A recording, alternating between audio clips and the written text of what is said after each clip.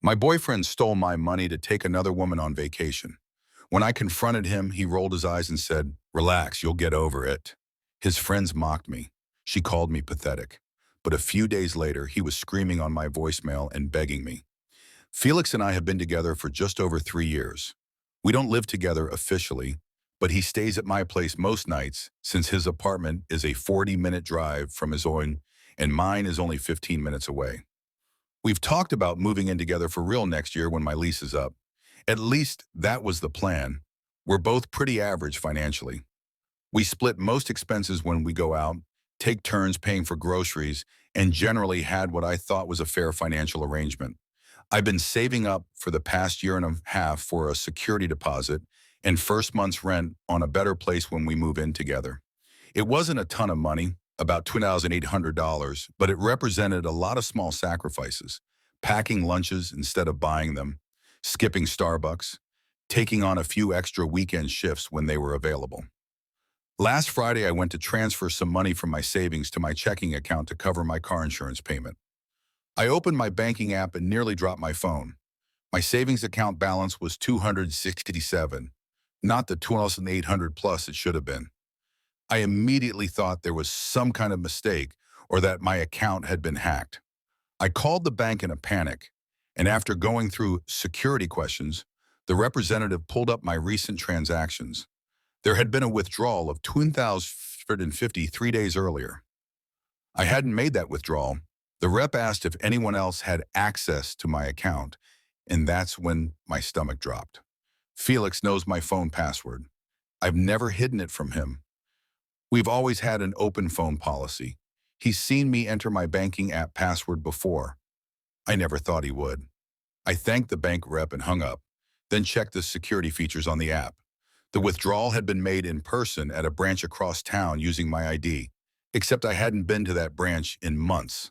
Felix must have taken my driver's license from my wallet while I was in the shower or sleeping. I tried calling Felix, but it went straight to voicemail. I texted him asking where he was and if we could talk. He replied a few hours later saying he was out with the guys and would be back tomorrow. Something felt off about the whole thing. I spent the night tossing and turning, trying to come up with any explanation other than the obvious. Maybe there was an emergency he hadn't told me about. Maybe he was planning some elaborate surprise. Deep down, I knew I was grasping at straws. The next morning, I checked his Instagram, something I rarely do since he barely posts. There was nothing new on his profile, but when I checked his friend Andy's stories, my world collapsed. There was Felix on a beach with his arm around a girl I'd never seen before. The caption read, "Day 2 of vacation vibes with these lovebirds." Lovebirds, plural. I scrolled through more of Andy's stories and saw more pictures of Felix and this girl, Jasmine, according to the tags. They were at a resort in Cancun, a resort that would have cost about $2,500 for two people. I felt physically sick. 3 years together, and he stole my money to take another woman on vacation. I sat on my bathroom floor for what felt like hours, alternating between crying and feeling completely numb. When Felix finally came home Sunday night, I was waiting. He walked in like nothing was wrong, tanned and smiling, dropping his duffel bag by the door. He greeted me casually and tried to kiss me, but I stepped back and confronted him about where he'd really been. At first, he tried to stick with his story about hanging out with the guys, but when I showed him Andy's Instagram stories, his demeanor changed completely. Not to embarrassment or shame, just annoyance, like I'd caught him in a minor lie about eating the last cookie, not betraying our entire relationship. He didn't even deny taking the money. He claimed it was a last-minute thing and that Jasmine had won tickets but needed someone to go with her. He said he was going to pay me back eventually, as if that made it okay.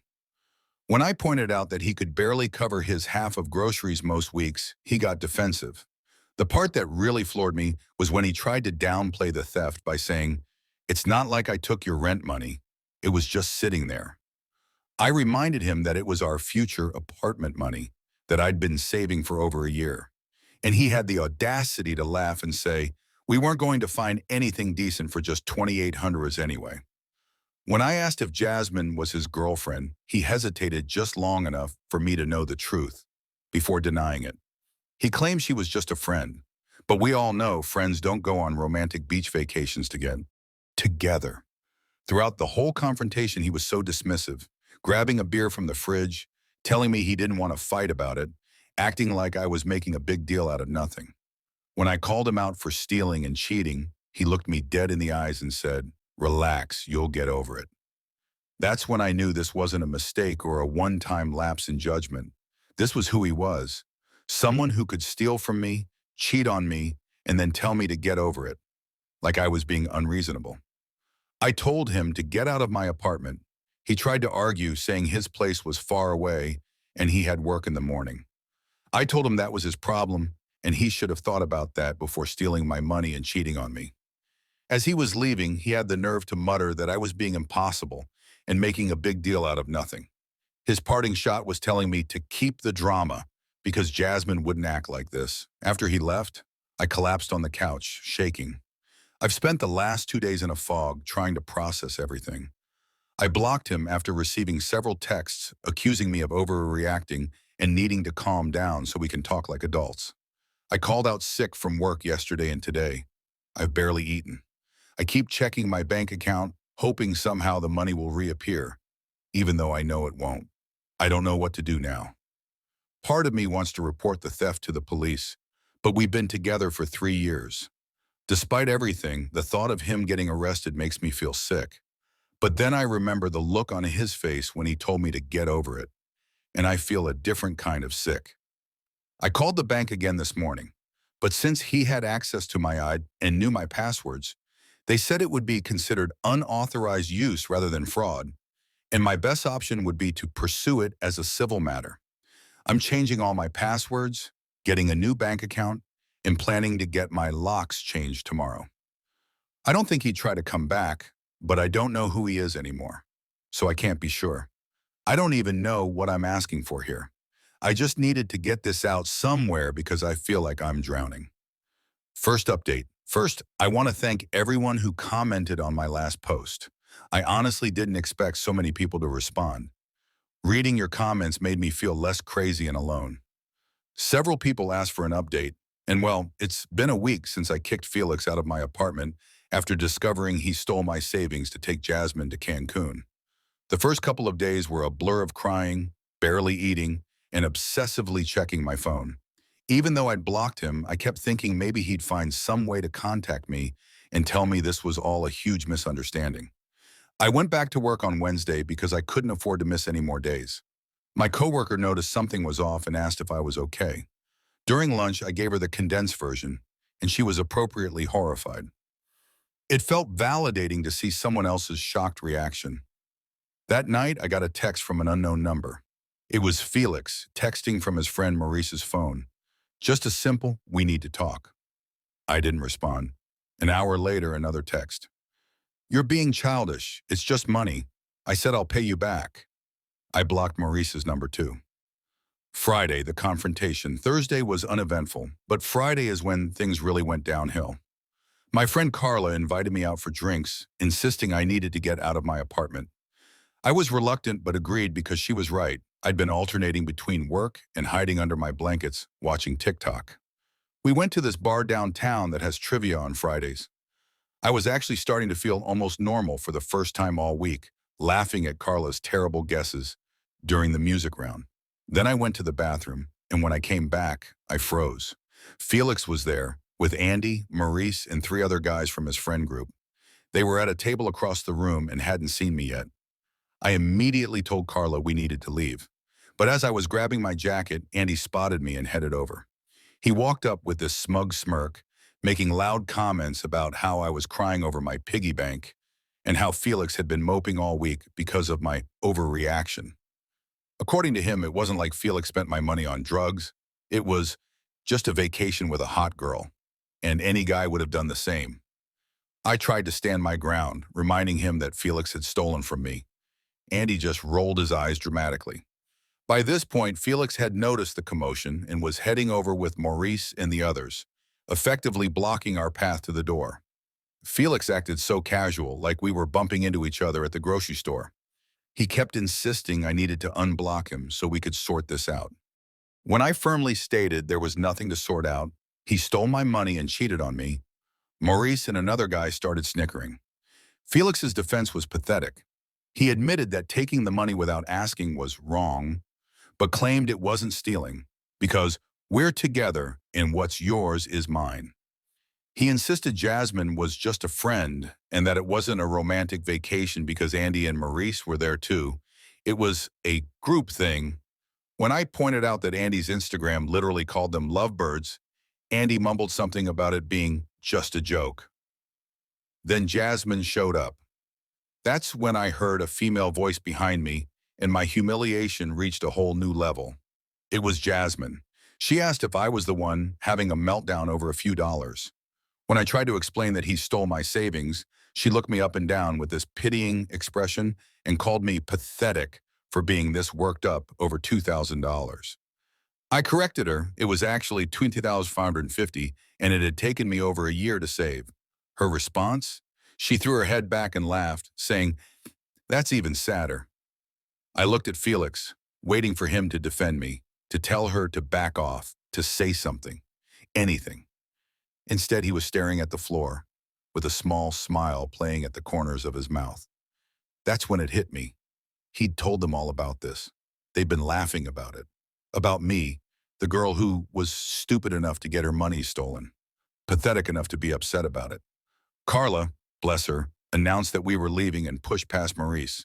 As we walked away, I heard more laughter behind us. Jasmine made sure I heard her telling Felix, "You dodged a bullet. She's so financially unstable." I made it outside before the tears started. Carla hugged me while I tried to pull myself together, then ordered an Uber to take us back to my place. Saturday, a shift. Back at my apartment, Carla stayed over. We ordered pizza, opened a bottle of wine, and she let me vent. I showed her the text Felix had sent from Maurice's phone, and she helped me block a few more numbers I hadn't thought of. The next morning, I woke up to an Instagram DM from Jasmine. I almost didn't open it, but curiosity got the better of me. The message confirmed my worst fears.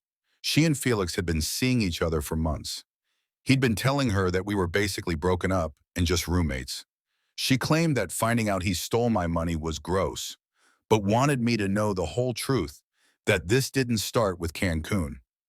I took a screenshot and blocked her too. Months, all those late nights, the weekends he was helping his buddy move, the mysterious phone calls he'd take outside. It all made sense now. I showed Carla the message when she woke up. She wasn't surprised. She pointed out that men like Felix don't suddenly decide to steal and cheat. They work up to it. Reclaiming my life, we spent Saturday making a plan. First, I called my landlord and explained the situation, asking if I could change the locks. Since Felix wasn't on the lease, they agreed to send someone Monday morning. Then I went to my bank and opened a completely new account at a different bank, transferring what little money I had left. I changed all my passwords and set up two-factor authentication on everything. Carla helped me go through my apartment, gathering anything Felix had left behind into a box. It wasn't much. Some clothes, a toothbrush, a few video games. Nothing worth fighting over. Sunday, a new feeling. Sunday morning, I woke up feeling different. Not better exactly, but clearer. The humiliation from Friday night still stung, but underneath it was something else. Anger. Not the hot, reactive kind from when I first found out. This was colder, more focused. They thought I was pathetic? Fine. Let them think that. But I wasn't going to just curl up and disappear. I spent Sunday cleaning my apartment top to bottom, throwing out things that reminded me of Felix, rearranging furniture. It sounds silly, but it felt like reclaiming my space. I also made a budget plan to rebuild my savings. It would take time, but I'd done it before. Today, one step ahead. This morning, the locksmith came and changed my locks. I felt a weight lift off my shoulders, knowing Felix couldn't just walk in anymore. I went to work, and when I checked my phone during lunch, I had 3 missed calls from Felix, not from another number, from his number. I must have missed one when I was blocking people. I listened to the voicemail he left. His tone had changed completely from Friday night.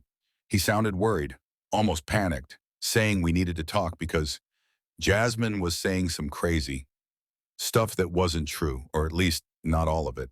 He ended with, "I miss you." I deleted it without calling back. When I got home from work, there was a small envelope that had been slipped under my door. Inside was $300 in cash and a note. Starting to pay you back. Can we please talk? F. 300 out of 2,550? And he thought that would fix things? I'm not sure what his game is now. Maybe Jasmine dumped him after finding out he's a thief. Maybe his friends got bored of the drama and he has no one to hang out with.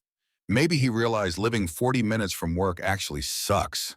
Whatever it is, I'm not playing. The Felix I thought I knew never existed. The real Felix stole my money, cheated on me for months, let his friends mock me, and stood by while his other girlfriend called me pathetic. Carla's coming over again tonight to help me draft a text, making it crystal clear that we are done, and he needs to stop contacting me. She also suggested I document everything in case I need to get a restraining order, which feels extreme, but after the last week, I wouldn't put anything past him. I'll update again if anything significant happens. Second update. Thank you all for the overwhelming support on my previous posts. Reading your comments has been both comforting and eye-opening. Many of you asked for another update, so here it is. It's been almost 2 weeks since the bar incident, where Felix, Jasmine, and their friends humiliated me.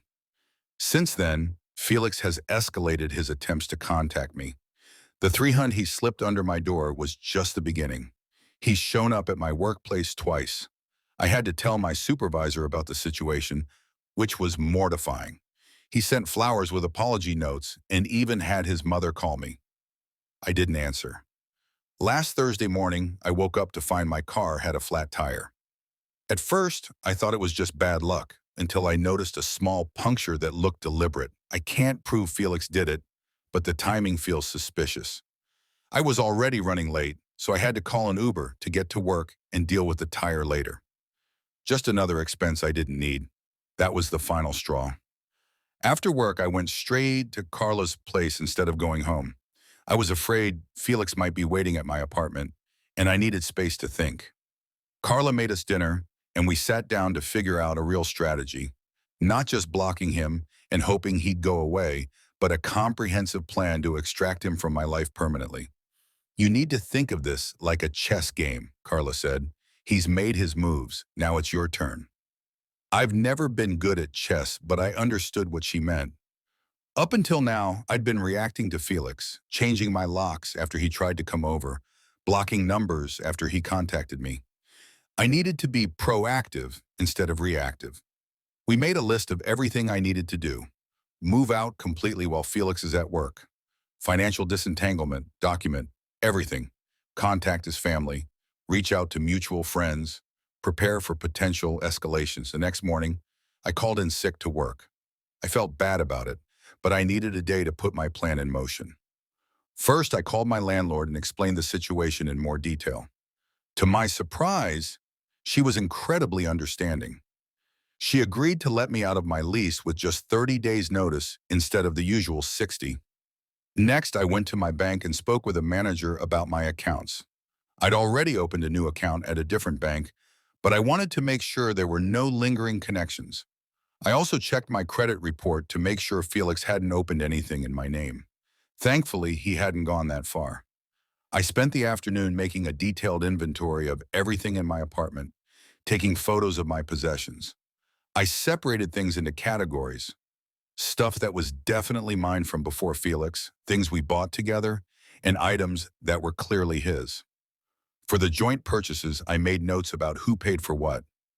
That evening, I started packing up my essential items, important documents, sentimental belongings, and enough clothes for a week. Carla helped me move these to her place for temporary storage. The next big step was contacting Felix's family. This was the part I dreaded most.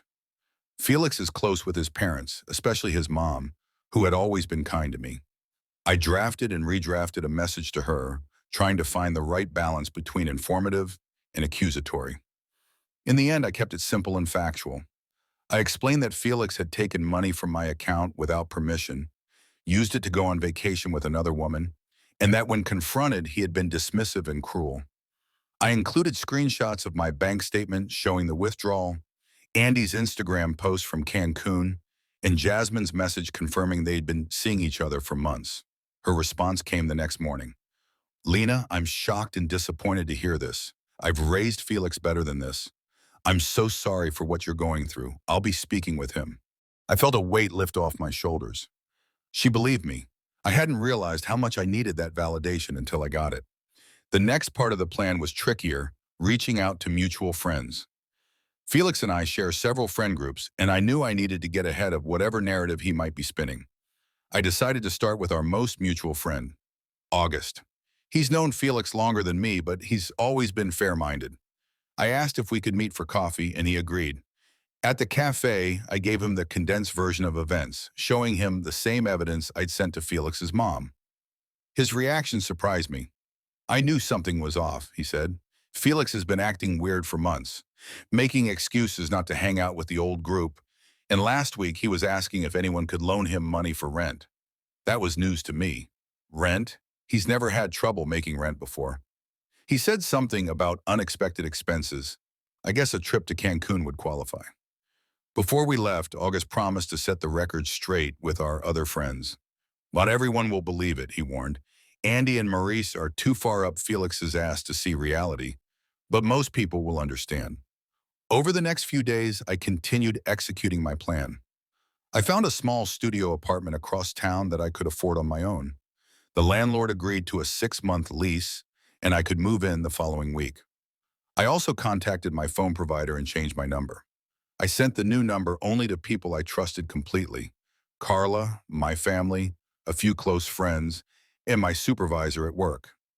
The hardest part was going back to my apartment to pack everything else. I chose a Tuesday when I knew Felix would be working a double shift at the warehouse. Carla and August came to help, along with August's pickup truck. We were almost finished when my phone buzzed with a text from an unknown number. Heads up, Felix just left work early, said he wasn't feeling well. It was from Danny, a guy who works with Felix. We met at a company picnic last summer. I hadn't even thought to warn him about the situation, but apparently August had. I reached out to him. My heart started racing. We still had at least another hour of packing to do, and Felix could be here any minute. We worked in intense silence, throwing things into boxes without much organization. We had just loaded the last box when Felix's car pulled into the parking lot. August quickly got into his truck, and Carla and I jumped into my car. As we pulled out of the parking space, Felix spotted us. The look on his face as he realized what was happening, confusion, then shock, then anger, is something I'll never forget. The rest of the day was a blur of moving boxes, assembling furniture, and jumping every time my phone buzzed. Felix had somehow gotten my new number and was sending a stream of texts ranging from apologetic to angry to pleading. I didn't respond to any of them. Instead, I took screenshots and added them to my growing folder of documentation. That night, sleeping in my new place, I felt strangely calm. The apartment was bare bones, just a mattress on the floor, boxes everywhere, and the fridge empty except for a pizza box and some beer August had brought over. No memories of Felix, no wondering if he'd show up unannounced. The next morning, I woke up to a voicemail from Felix's mom. She sounded tired and sad. Lena, I spoke with Felix. He admitted everything. I don't know what to say, except I'm so sorry. He wasn't raised this way. If you need anything, please let me know. It's been 3 days since the move. Felix's attempts to contact me have become less frequent, but more desperate. Yesterday, he emailed me, saying Jasmine had broken things off with him after finding out the whole story, and that he realized what a mistake he'd made. I didn't respond. I'm still staying with Carla most nights, only going to my new place to grab clothes or other necessities. I'm not fully settled in yet, partly because I'm still organizing everything, but mostly because I'm afraid Felix might somehow find out where I live. The whole situation is exhausting and scary and sad. Last update. Hey everyone, it's been about 3 weeks since my last update, and a lot has happened. First, thank you all for your advice and support. Reading your comments has helped me stay strong when I've been tempted to respond to Felix.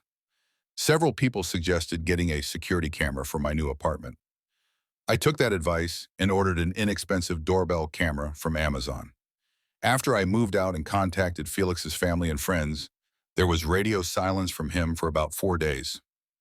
At first, I was relieved, thinking maybe he'd finally gotten the message and was moving on. I should have known better. The silence broke last Monday morning. I was getting ready for work when my phone buzzed with a text from yet another unknown number. I know you're reading these. You can't just throw away 3 years. We need to talk. I blocked the number without responding. By lunchtime, he'd found another way to contact me, this time through a fake Instagram account. The message was longer, but essentially the same. I was overreacting. He made a mistake. We could work through this. What struck me was how there was still no real acknowledgement of what he'd done. No, I'm sorry I stole from you. No, I'm sorry I cheated on you for months. Just, I made a mistake. Like he'd forgotten to take out the trash. That evening, August texted asking if I wanted to grab dinner. He'd been checking in regularly since helping me move. Over pad thai, August filled me in on what he'd been hearing through the grapevine. Apparently, Felix's life was starting to unravel. Jasmine had broken things off completely after learning the full story from multiple sources. She'd been under the impression that Felix and I were basically roommates who occasionally hooked up, not a committed couple of 3 years. Felix's parents had cut him off financially. I hadn't known they were helping him with bills, but apparently they'd been covering his car insurance and phone plan. Andy and Maurice were still hanging out with Felix, but most of our other friends had distanced themselves. Most significantly, Felix was struggling with rent. His apartment was always more expensive than mine, and without my place as a crash pad closer to work, he was spending more on gas. Plus, he'd blown through his savings on the Cancun trip.